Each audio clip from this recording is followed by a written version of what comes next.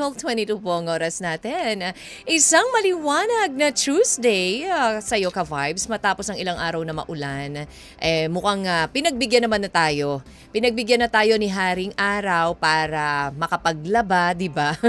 Sana naman tumagal-tagal at wala munang ulan para matuyo muna yung mga labahin, di ba?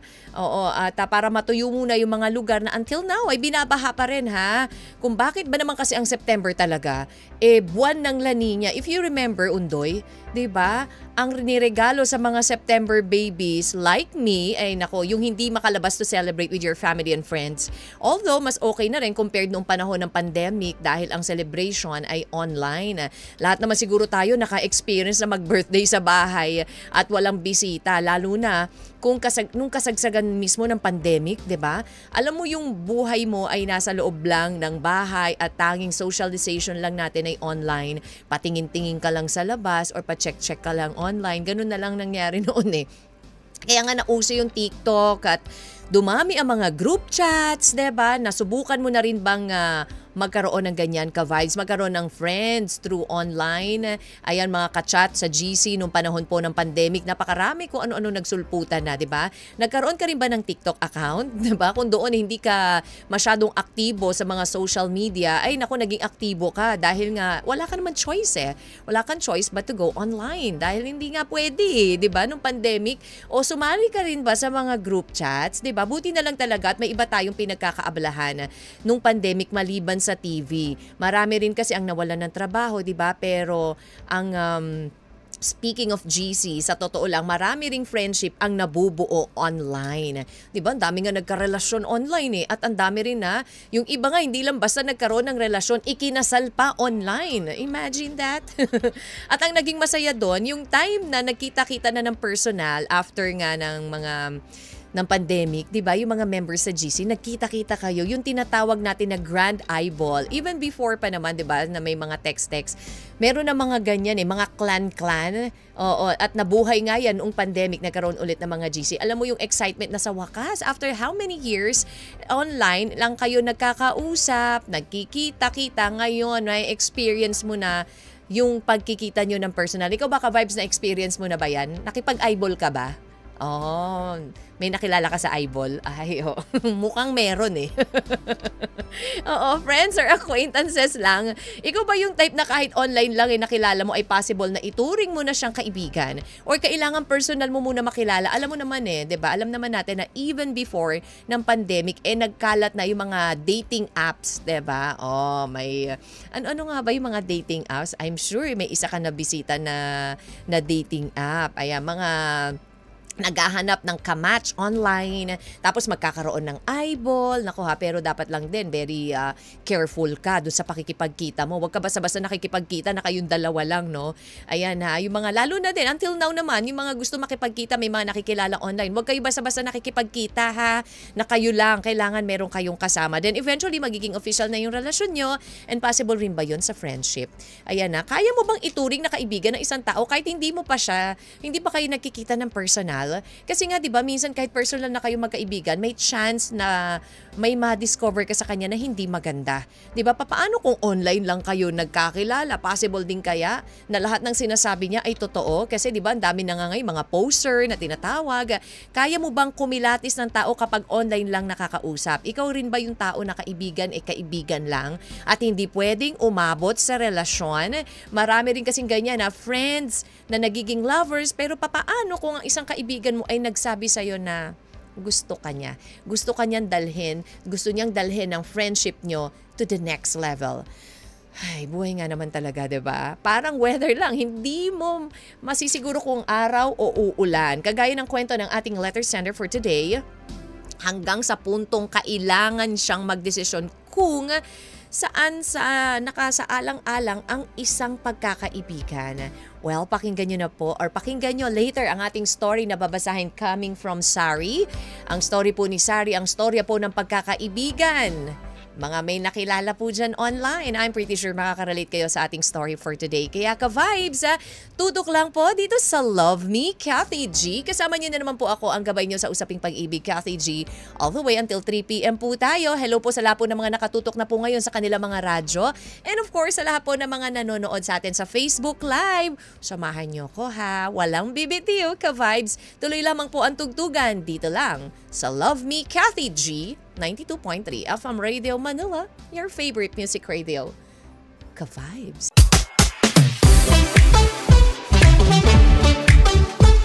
Ka-vibes, Love Me, Kathy G. Maituturing mo bang kaibigan ng isang tao kahit na hindi naman kayo nagkikita ng personal? Meron ka bang kaibigan, ka-vibes, na nasabi mo, kaibigan ko to, pero online mo lang siya nakilala? 'Di ba? Or talagang para sa iyo kailangan ng isang kaibigan ay makita ko ng personal. Ayan po ha. At alam nyo ba bakit nga ba nagiging special sa iyo ang isang tao kahit nasa online lang kayo nakikita or nagkakausap? 'Di ba may mga ganun kasi na special siya, Kathy G, kasi yung social penetration theory na tinatawag, yung pagbabahagi ng sarili, 'di ba? Ayon po sa social penetration theory from Wikipedia, unti-unti na ang lalim ng relasyon habang lumalalim din yung antas ng pagbabahagi ng mga personal information. But yun nga, katulad nga po ng paalala at sinasabi ko na wag masyado magbibigay ng mga, or not TMI, too much information sa mga taong nakikilala nyo lang through online. Sa online yung communication, mas madali kasi itong mangyari. Of course, mabilis lang ang usapan. Madalas kasi magbabahagi ang tao ng mas malalim na nararamdaman or sinasabi nila kasi nga para mas makilala nyo ang isa't isa. Unlike kasi kapag nagkita kayo ng personal, mayroong personal attachment na tinatawag na ang pag nakita mo siya, parang alam mo yun, alam mo magaan agad yung loob mo. Unlike sa online, syempre, medyo kailangan mo pang magtimbang-timbang, diba?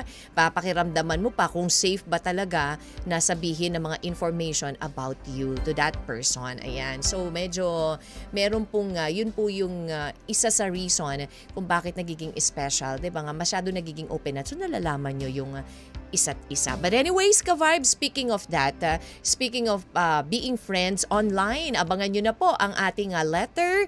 Nababasahin ko na po maya-maya just a short while dahil nga po ang story natin ay coming from Sari. Si Sari na may itinuring na kaibigan through online pero parang may something pa. Meron pang more than that. Pwede kayang mangyari more than friendship? Kahit sa online mo lang nakilala. Ka-vibes, tayo po yung napapakinggan din sa 102.3 Baguio. Hello po sa inyo dyan, mga taga Baguio, taga La Union. Ayan, hello po sa inyo dyan. Maraming salamat sa inyong pakikinig.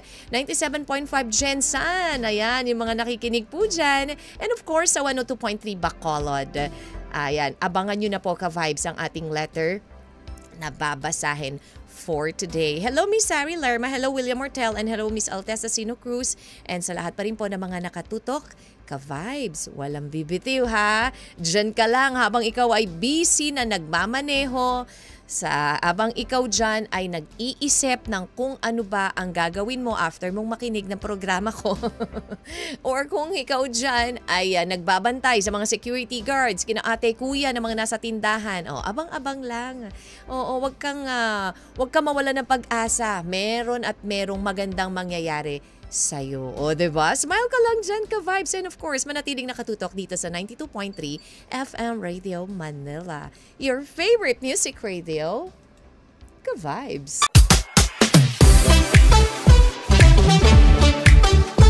Love Letter.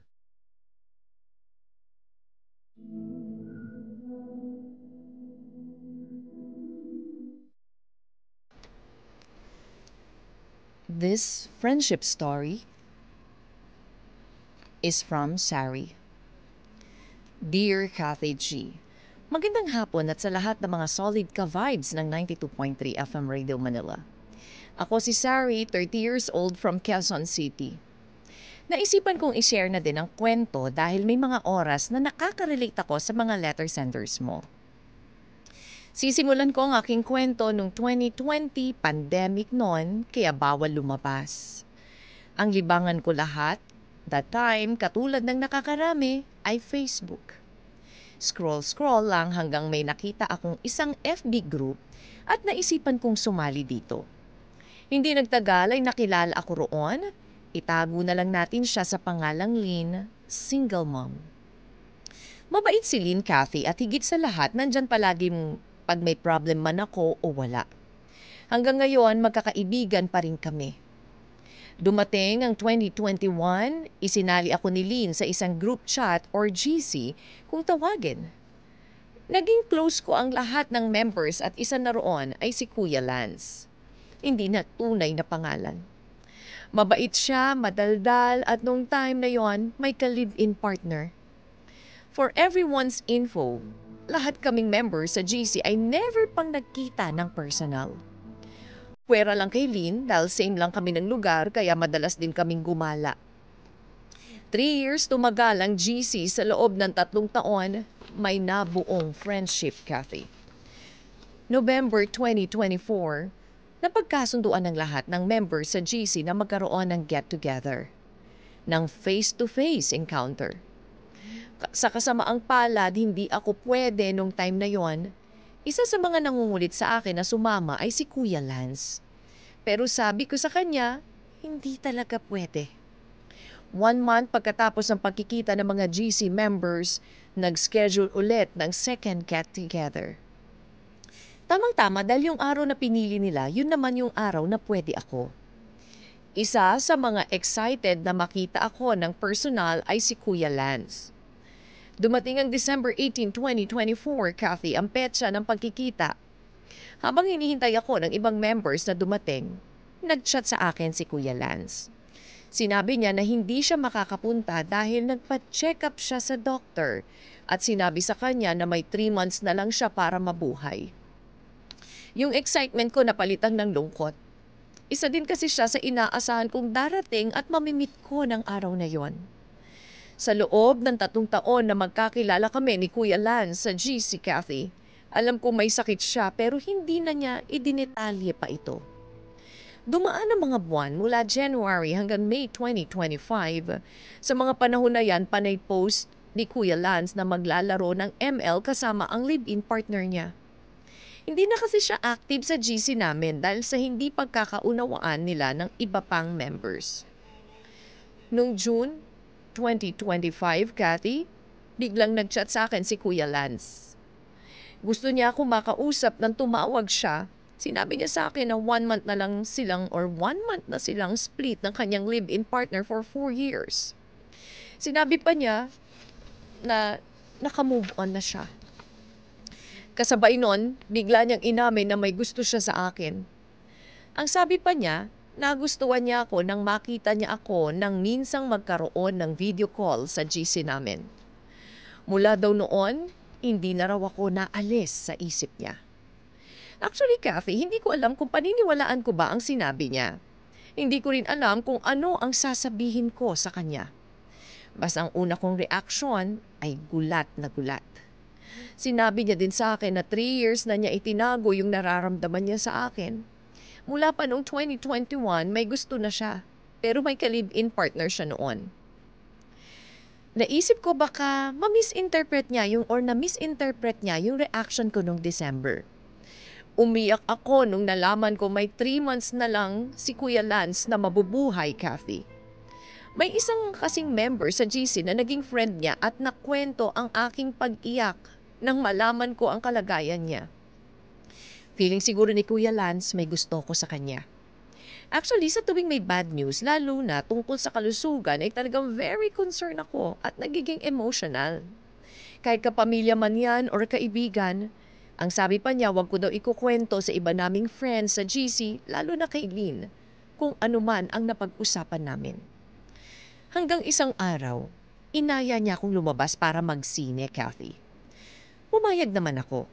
Ang usapan namin, Friday, pero dumaan ang ilang araw, walang Kuya Lance na nagparamdam. Sa totoo lang, Kathy, pumayag ako dahil gusto kong sabihin sa kanya sa personal na hindi ko talaga siya gusto dahil para sa akin, ang kaibigan ay kaibigan. Ang lahat ng kaibigan ko, ang ituring ko sa kanila, kapamilya. Hanggang dun lang, Kathy. Ayokong magka-boyfriend na kaibigan ko.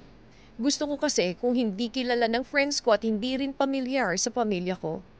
Yung ako dapat yung kikilala sa lalaki. At kapag nagustuhan ko, ipapakilala ko sa mga taong malalapit sa akin. Pero dahil hindi natuloy ang pagkikita namin ni Kuya Lance, hindi ko tuloy nasabi. Ang hindi alam ni Kuya Lance na ikwento ko ito sa mga friends namin dahil wala naman ako mapaglabasan ang nararamdaman ko, lalo na kay Lynn. Ang sabi nila sa akin, huwag kong sasagutin at dapat ipaintindi ko kay Kuya Lance na friendship lang ang kaya kong i-offer sa kanya. Sa ngayon, hindi pa nagpaparamdam si Kuya Lance, Kathy. Bukod sa mga sinasabi ng aking mga friends, ano bang dapat kong gawin? Dapat ba naputulin ko na lang ang pagkakaibigan namin ni Kuya Lance? Matatawag bang kaibigan ang taong nakilala mo lang sa online sa loob ng 3 years kahit never pa kayong nagkita? Hanggang dito na lang, Kathy. Sana po ay mapagpayuhan niyo ako. Nagmamahal, Sari.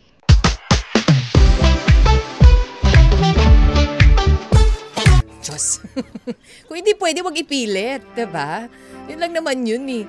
Oo, hindi pwede. Hindi tayo pwede dahil nga for Sari, hanggang friendship lang ang kaya niyang ibigay sa kanya mga close friends or even, alam mo yun, family, diba? Ayaw niya nung, ayoko nung kilala ko, Kathy G. O, hindi tayo pwede. Ikaw ba ka-vibes ipipilit mo pa rin ba kapag sinabi sa'yo, hindi tayo pwede, ayoko nga. Kailangan ko yung hindi ko kaibigan. Siyempre may mga ganun talaga diba? Na ayaw nila na maging kaibigan nila, yung kaibigan nila ay maging partner nila, maging karelasyon nila. Dahil nga, diba, minsan, nasisira yung friendship kapag nagkaroon na ng relasyon. Doon naman nag-i-start lahat Oh, pero ano nga ba dapat gawin nitong si Sari? Hindi rin nagparamdam si Kuya Lance. Oo, masyado naman nag-overthink si Kuya Lance. Akala niya yung pinakita sa kanya may gusto na. Masyado naman din naging feelers sa part na yun si Kuya Lance. But then, ano nga ba nangyari kay Kuya Lance? Nasaan na siya? Ba't hindi na nagpaparamdam? And for Sari, Kathy G, matuturing ko ba siyang kaibigan? 3 taon? Di naman kami nagkita, through GC lang. Friends na ba yun? Pwede bang considered friends yun? It's up to you. Pwede naman maging friends, diba? Wala namang masama, pero yun nga, ano nga ba daw ang kanyang dapat gawin? Putuli na lang ba yung pakikipag-iibigan kay Kuya Lance? Di na nga nagparamdam Hindi na nga siya wala nang pansin-pansin Ano bang nangyari? But anyways, ikaw ka-vibes, kung ikaw nasa sitwasyon ni Sari, ano bang gagawin mo? Puputuli mo na ba ang relasyon ninyo sa pagkakaibigan? Dead man na ba talaga? 0916-563-1777 or i-post nyo po sa Facebook Live or sa aming FB page 92.3 FM Radio Manila or my FB page DJ Kathy G, diba? Ang sarap kaya ng may kaibigan, pero ang sarap nung totoong kaibigan, yung masasabi mong ay, you've got a friend. Sabi ni Kuya Lance, pero naniwala nga ba talaga itong si Sari? Dahil for Sari, naniwala siya na inakala niya may sakit. Ito na 3 months na lang itatagal sa mundo.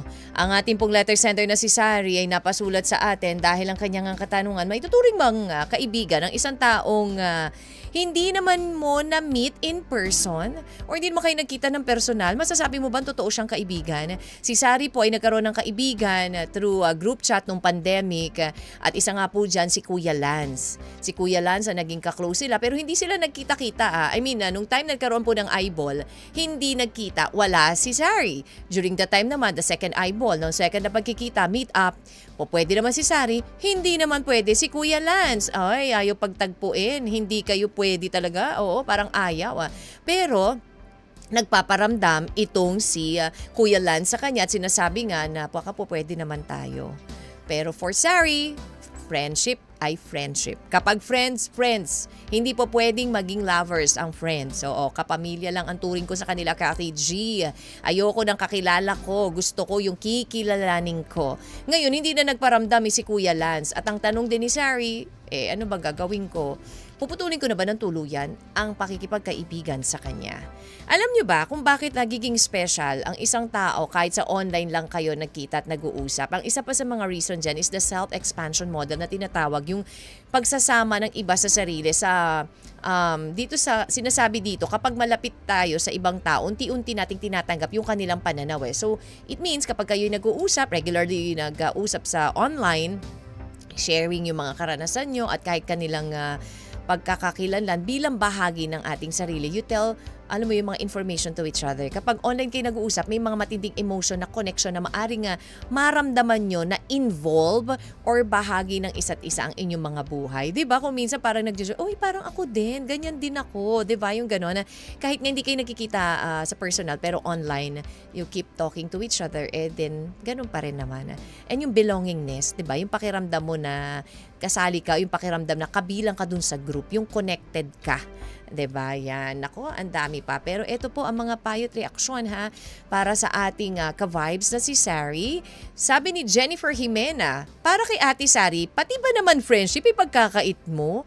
Imagine 3 years through chat, isa pa sabi mo may sakit yung tao at hindi nagpapakita o nagpaparamdam at mukha naman na ipaalam o may nagsabi na dun sa tao ang tunay mong nararamdaman sa kanya.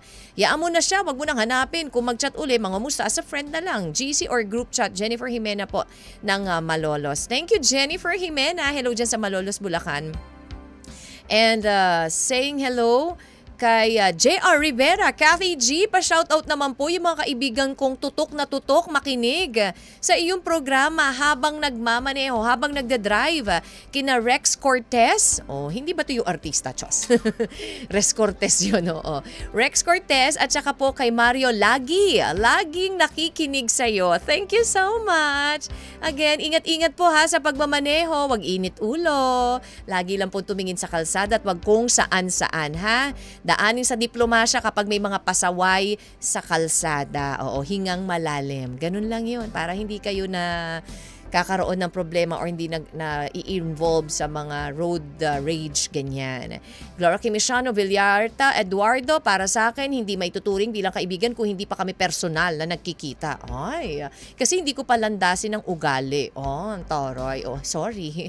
Kailangan personal, sabi ni Villarta Eduardo. Thank you to you. And Evangeline Sabanal, opo, natatawag na kaibigan kahit hindi kayo nakikita kasi po kung nakapalagayan naman ng loob at nagsasabihan ng mga problema, ano ngayon kung hindi pa nagkita, diba? Thank you, Evangeline. For me, matatawag naman po kaibigan kahit hindi kayo nakikita sa tagal nyo ng magka-chat. Nagsasabi kayo ng mga pinagdadaanan nyo sa buhay tapos hindi pa rin kayo friends. Sabi ni Shell Troyo. Sabi nga nila nasa talking stage na kami. Ano daw ba ang tawag pag nasa talking stage? Podcast. O seminar. Anyways, ka-vibes, alas 2 na po ng hapon and tuloy pa rin po ang pagbibigay nyo ng reaksyon at payo para sa ating ka-vibes na si Sari, 0916-563-1777. Walang bibitiw ka-vibes. At tuloy lang ang pagtutok dito lang sa Love Me, Kathy G, 92.3 FM Radio Manila, your favorite music radio, ka-vibes.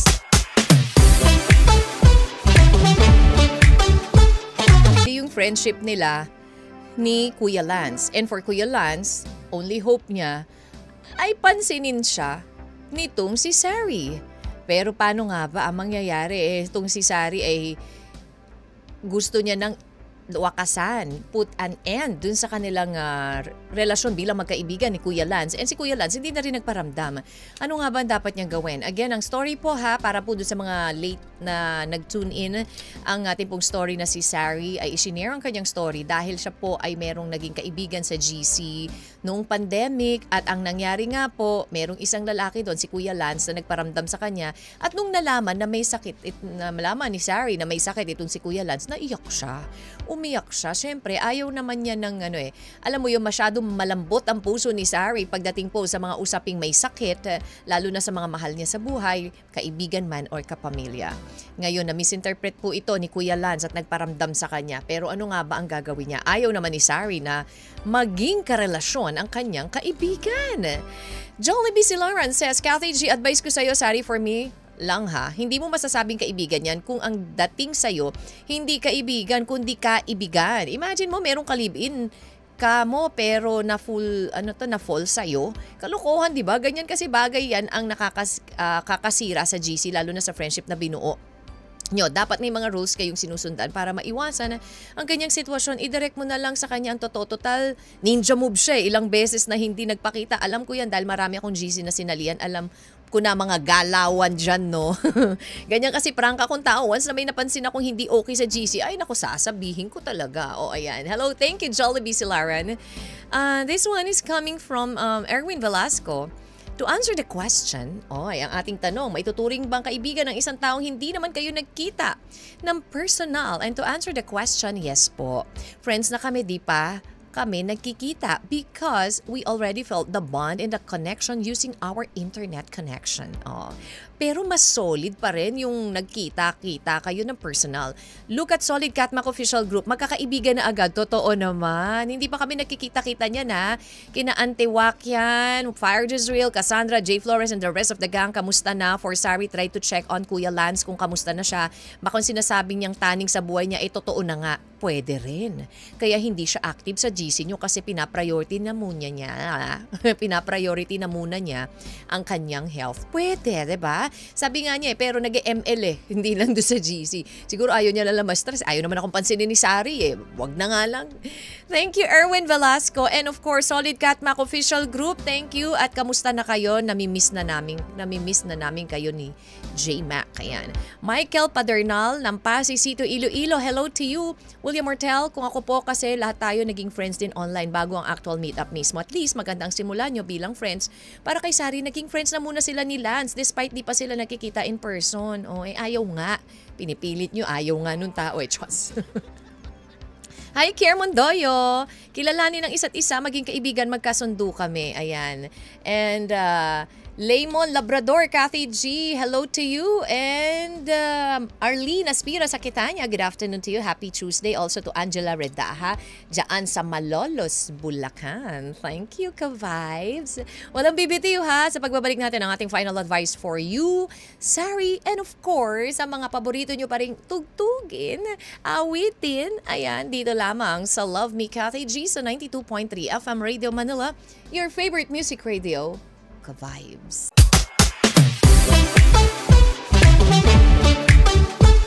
We fall in love, hindi rin magwo-work. Yun ang sabi ni Sari. Kasi nga, ayoko nga sa kaibigan ko na. Ayoko makarelasyon ang kaibigan ko na or kapamilya ko. Gusto ko yung kikilalanin ko pa lang. Kaya po, ito nga naging story ni Sari na isinare niya sa atin na may gusto sa kanya na nakilala niya sa GC, itong si Kuya Lance na hindi naman niya na-meet ng personal but then, yun nga, lagi sila magkaka-chat, magkaka-group sila dun sa GC, lalo na nung pandemic. Ayun, na in love. Yun nga lang, nung naparamdam ni Sari na nasaktan siya dun sa narinig niya dahil nga may sakit. Akala naman itong si Kuya Lance, may gusto na siguro sa akin si Sari. Ayun, nagkamali. But then, sabi nga ni Sari, hindi pwede. Pero ang tanong, may tuturing mo bang kaibigan ng isang tao na hindi naman kayo nagkita ng personal? Hello, Miss Kathy G. Ayan, buenas tardes. Makulog at papaulan na naman po. Oy, nako ha, ingat-ingat. Actually, dito umuulan na sa Quezon City. How are you? I'm good. Para kay Sender, hayaan mo na lang si Lance. Siya naman din ang naunang wag magparamdam sa iyo Hayaan mo na, marami pa naman na friend. Para sa akin, pwede mo din pala maging friend kahit sa internet or GC lang. Kayo nagkakilala. Parang kami lang din ni Julie Javier at Margie Villanueva. Hinahanap ko si Julie sa FB tapos nakita niya ako in-accept. At si Margie din. Nag-uusap din sa VC at sa phone. Naging friends kami at nung last month nag-meet kami ni Margie ng personal. Yun lamang po and I thank you. Sino ba si Margie? Yan. At least naging friends kayo ni Margie. Kamusta naman kay Margie? Ayan. Thank you, Miss Maureen Ava. Alam niyo ko vibes yung tinatawag na bakit nagiging special sa iyo ang isang tao kahit online lang kayo nakita kasi meron din dyan yung tinatawag na parasocial interaction at parasocial relationship. Yung hindi lang totoong relasyon ang lumalalim online, pati yung one-sided na pakikitungo tulad ng celebrities, yung mga influencers, 'di ba? May emotional bonding tinatawag yan na parasocial relationship at madalas itong nagpapagaan ng pakiramdam. Ayan, yung comfort and sense of belonging pa. Ganon. Anyways, ayan, sa lahat po na nagbigay ng reaksyon at payo, maraming salamat po sa inyo pong effort. Ayan, alam nyo, ang pagkakaroon ng kaibigan, ay walang pinipiling lugar o pagkakataon. Kaya personal or online man, pwede mo itong ituring na kaibigan. Ang tanong lang is, ang kaibigan ba na ito ay totoo at pangmatagalan o kaibigan lang sa usapan? For sure, Sari, tama, mas maganda na makausap mo si Kuya Lance if given a chance para mapailiwanag sa kanya kung ano yung kaya mo pang ibigay. Pero kung hindi permitted ang pagkakataon na magkita kayo ng personal, then pwede naman mag-usap online kung talagang gugustuhin nyo 'di ba? Madami naman ways if gusto lang. Pero if you think na hindi ka na comfortable dito kay Kuya Lance na maging kaibigan pa, and then cut it, 'di ba? Hindi mo naman pwedeng ipilit ang sarili mo kung ayaw talaga eh. And you know what? Friendship doesn't need handshakes or hugs. Sometimes words across screen are enough to touch the heart. Thank you so much for sharing your story with us, Sari. And sa mga gusto po mag-share ng kanilang story, mag-email lang po kayo sa lmtkathyg@gmail.com or mag-PM po sa 92.3 FM Radio Manila. Habang mahulog o magmahal din ng What's up, kabay? Actually, ang may kasalanan ikaw kasi toxic. Hindi.